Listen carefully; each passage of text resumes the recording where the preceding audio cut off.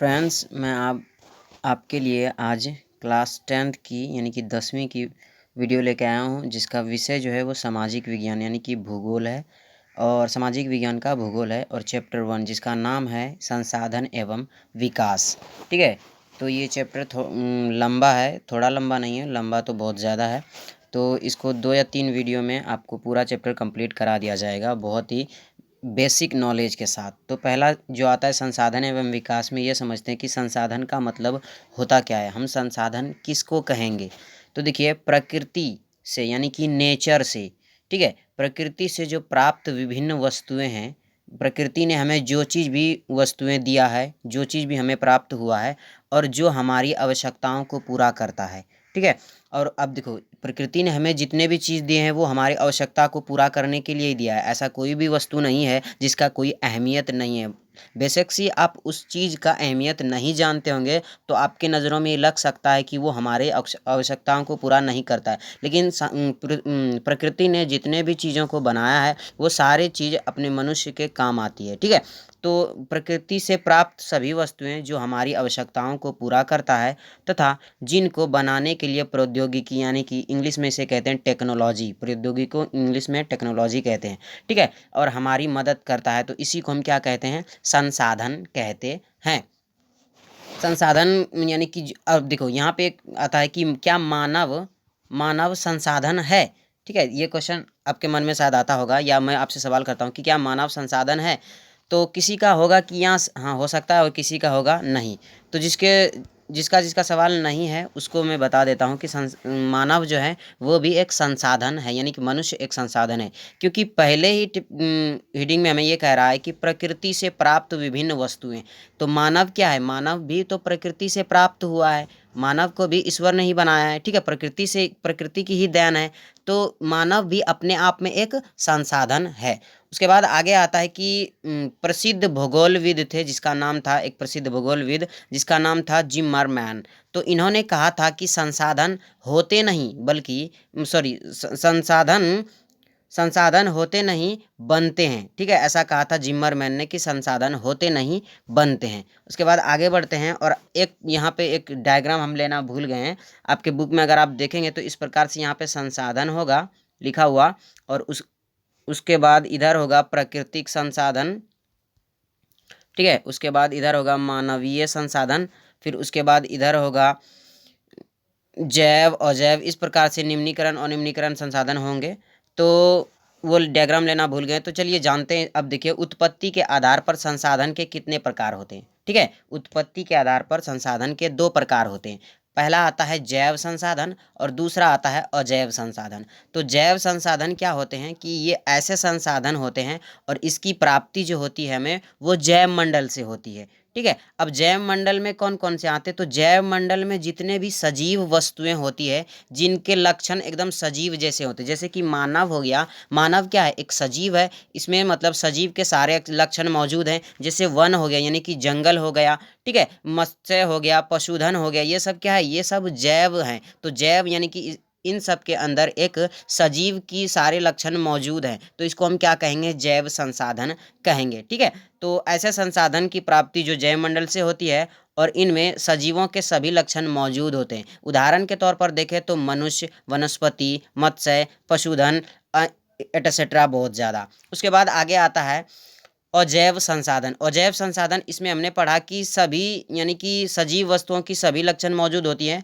तो अजैव में क्या होता है कि निर्जीव वस्तुएं। निर्जीव वस्तुएं किसे कहते हैं, आप अपने आसपास, अभी जो आपके पास हाथ में मोबाइल है वो क्या है, वो एक निर्जीव वस्तु है, क्योंकि वो सांस नहीं लेता है, वो खाना नहीं खाता है। ठीक है, अब आप ये मत बोलिए कि हम चार्ज करते हैं तो वो उसका खाना ही है, ये तो फनी हो गया। ठीक है, तो चलिए आगे बढ़ते हैं।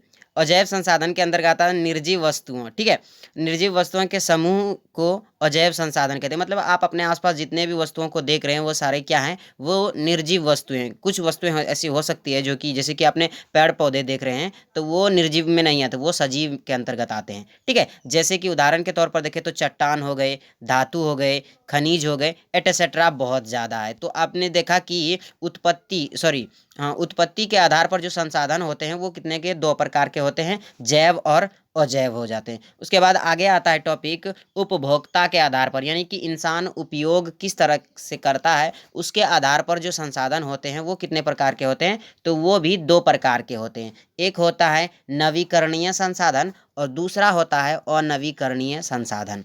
अब देखिए नवीकरणीय संसाधन क्या होते हैं कि ये वैसे संसाधन होते हैं जिन्हें भौतिक, रासायनिक या यांत्रिक गतिविधियों द्वारा हम पुनः प्रयोग मतलब कर सकते हैं। यानी कि आपके पास मान लीजिए कोई चीज़ है, उसका एक बार उपयोग किए और फिर दोबारा आप किसी भौतिक गतिविधि या रासायनिक गतिविधि या यांत्रिक गतिविधि द्वारा दोबारा उसका यूज़ कर लिए, तो वो किसके अंतर्गत आएगा, वो नवीकरणीय संसाधन के अंतर्गत आएगा। जैसे कि सौर ऊर्जा, आपके पास इलेक्ट्रिसिटी है थी, ठीक है, उसका पावर आपने पूरा यूज़ कर लिया, वो खत्म हो गया, उसके बाद फिर आप दोबारा उसका यूज़ कर सकते हैं, तो ये क्या हो गया, ये एक नवीकरणीय संसाधन हो गया। ठीक है, उसके बाद पवन, मतलब पवन ऊर्जा जो होती है, पवन से भी ऊर्जा बनाया जाता है। आपने देखा होगा कि जो मैदानी इलाका होता है वहाँ पे इस तरह का पंखड़ी लगा होता है, ठीक है।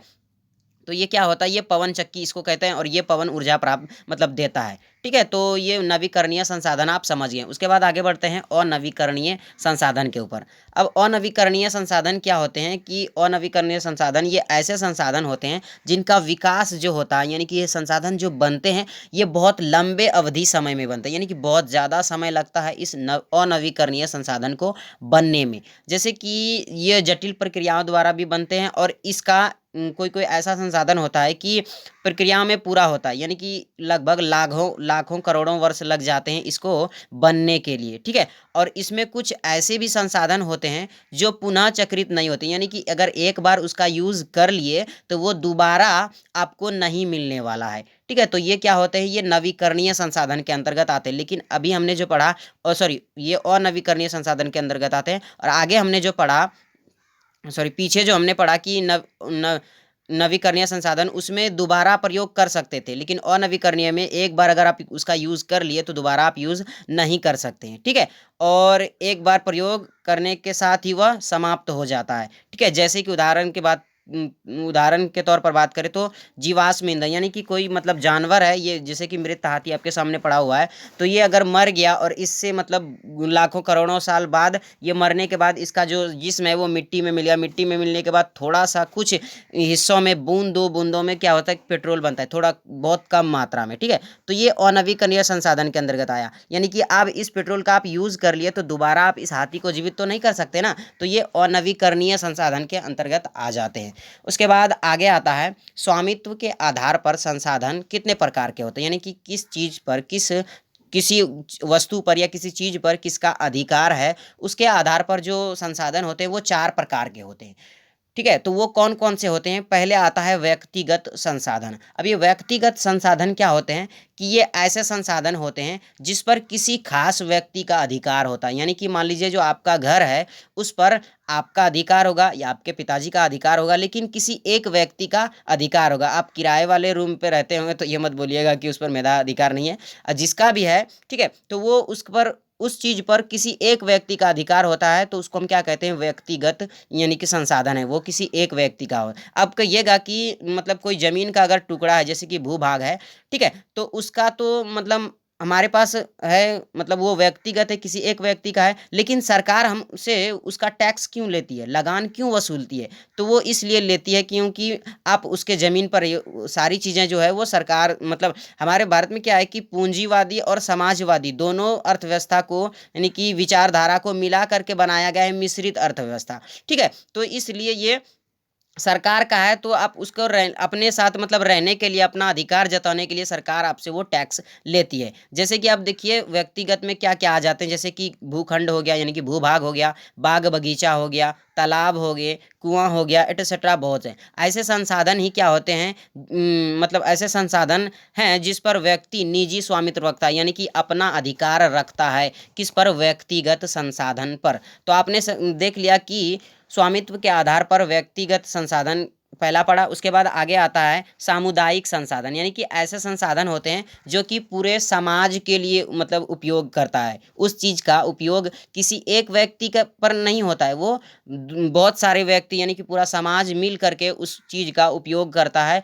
इस्तेमाल करता है, तो उसको हम क्या कहते हैं, सामुदायिक संसाधन। अब देखिए सामुदायिक संसाधन में क्या आते हैं, तो ये ऐसे संसाधन होते हैं जिसकी खास समुदाय के अभिताप्त में होता है, यानी कि किसी एक समाज के हाथों में होता है, जिसका उपयोग समूह के सारे लोग मिलजुल कर करते हैं। जैसे कि बात करें गांव में चारण भूमि, यानी कि मान लीजिए आप गांव में अपना पशु चराने जाते हैं, अगर आप गांव में रहते हैं तो आप अपना पशु चराने जाते होंगे, तो वहाँ पे बहुत सारे लोग जाते हैं, तो वो ज़मीन किसी एक का नहीं होता है, वो सभी का होता है, तो वो सामुदायिक संसाधन है, यानी कि सब उसका उपयोग कर सकता है। उसके बाद जैसे कि शमशान हो गया, जहाँ पे मृतकों को जलाया जाता है, ठीक है, कब्रिस्तान, शमशान, ये सब हो गया, वहाँ पे क्या होता है कि मतलब वो किसी एक का नहीं होता है, पूरे समुदाय का होता है, तो वहाँ पे हर कोई उस चीज़ का उपयोग करता है, इस्तेमाल करता है, तो ऐसे चीज़ों को हम सामुदायिक संसाधन कहते हैं। उसके बाद आता है मंदिर। मंदिर भी क्या होता है, एक सामुदायिक संसाधन होता है, वहाँ पे हर लोग सभी लोग जाते हैं। उसके बाद मस्जिद हो गया, तो ये सारे यानी कि मंदिर मस्जिद जो है वो सब क्या है, वो एक सामुदायिक संसाधन है, हर कोई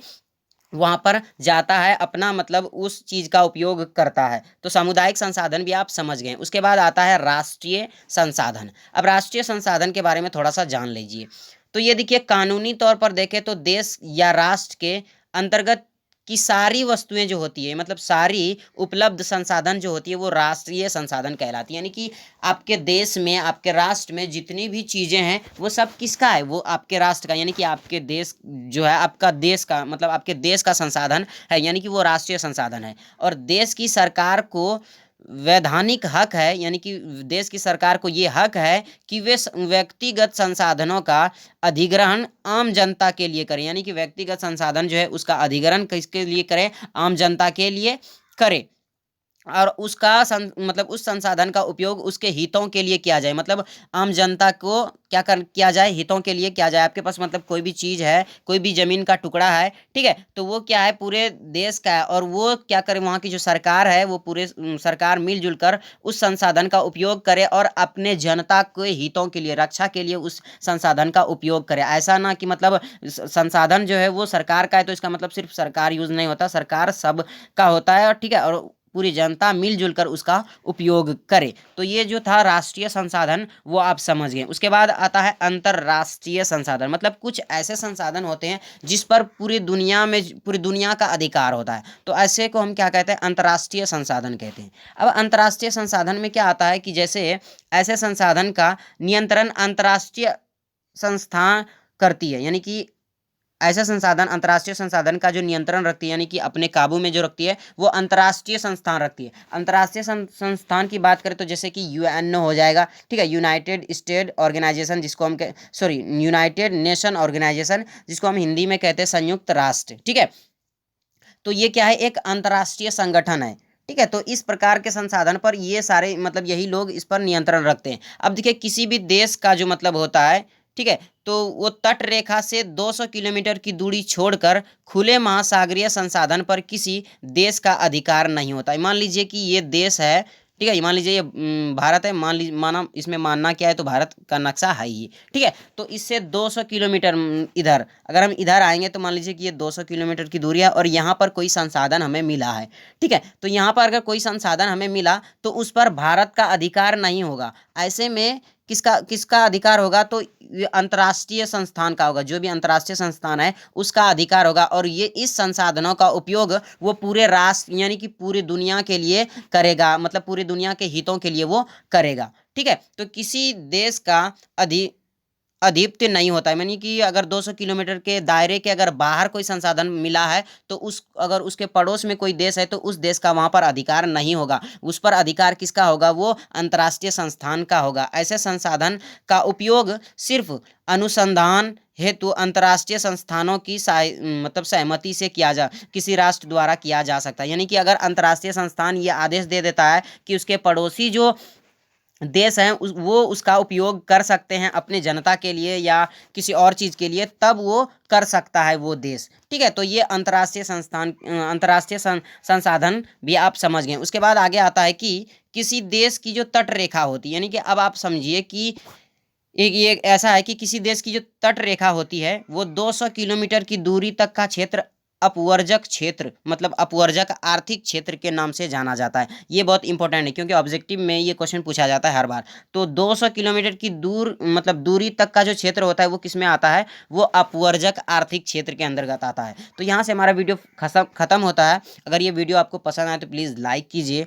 और अपने 5 दोस्तों के साथ इस वीडियो को शेयर ज़रूर कीजिए। और चैनल पर पहली बार आए हैं तो आपसे गुजारिश है, निवेदन है, अनुरोध है कि चैनल को सब्सक्राइब कर लें और साथ में बेल आइकन को भी दबा लें। मिलते हैं एक नए वीडियो के साथ, तब तक के लिए जय हिंद, जय भारत।